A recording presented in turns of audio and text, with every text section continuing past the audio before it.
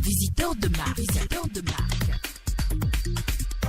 Chaque semaine, chaque jour et même chaque heure, plusieurs marques d'autorité prennent d'assaut l'Université d'Abomey-Calavi pour des visites d'échange. Passons en revue ces différentes visites sur une seule émission, Visiteurs de marque.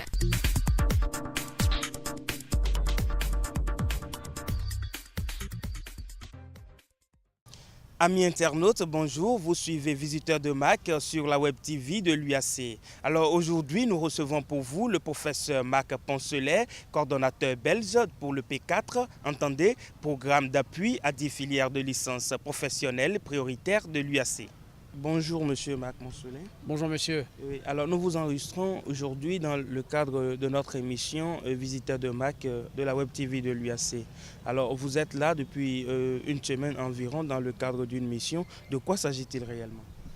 Bien, c'est une mission annuelle d'un ensemble de professeurs des universités et hautes écoles francophones de Belgique dans le cadre d'un appui institutionnel à l'UAC qui entame sa dernière année en 2019, mais qui remonte très loin puisqu'il remonte à 1998. Nous sommes là pour une mission de suivi et c'est une activité nouvelle qui concerne 10 licences qui se veulent professionnelles dans les facultés classiques et que nous essayons d'appuyer à différents égards depuis 4 ans.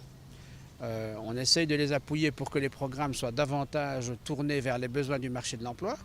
On essaye de les appuyer pour améliorer la pédagogie universitaire, pour la mise à disposition de matériel nécessaire pour les TP, pour les exercices pratiques, aussi pour tout ce qui est communication, accès à l'information, Internet et bibliothèque, et enfin un appui administratif.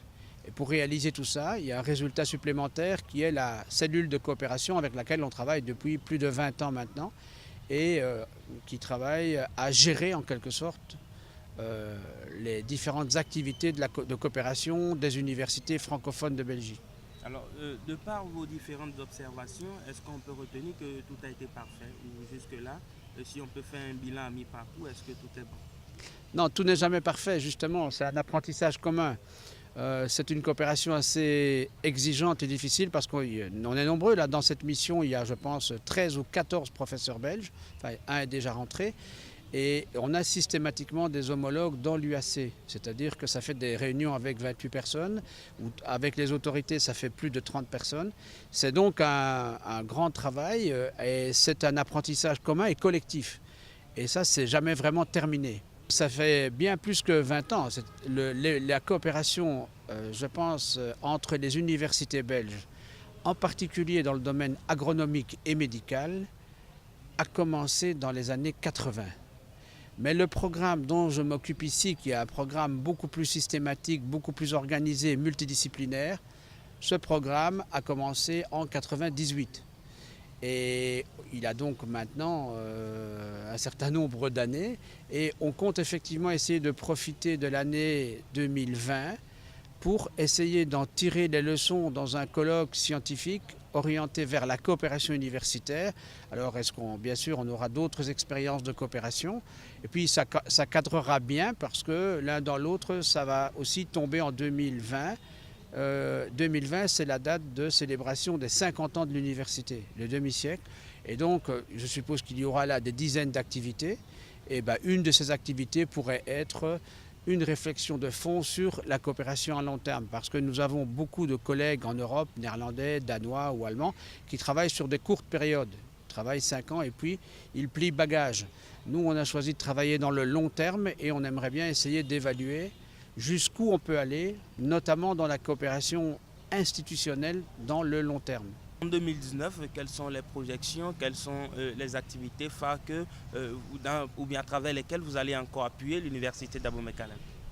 Oui, en 2019, donc on continue l'appui à 10 licences professionnelles, 4 à la FAST, 2 à la FACH, 2 à l'IFRI.